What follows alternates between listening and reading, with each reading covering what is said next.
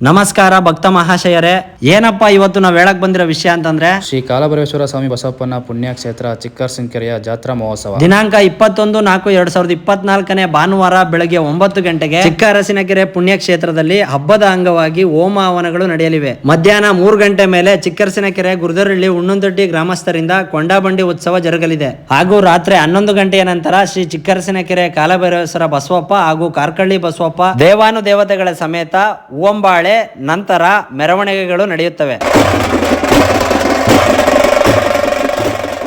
ಹಾಗೂ ಮಾರನೇ ದಿನ 22/4/2024 ಸೋಮವಾರ ಬೆಳಗ್ಗೆ 6 ಗಂಟೆಗೆ ಶ್ರೀ ಕಾಲಭೈರವೇಶ್ವರ ಅಗ್ನಿಕೊಂಡೋತ್ಸವ ನಡೆಯಲಿದೆ.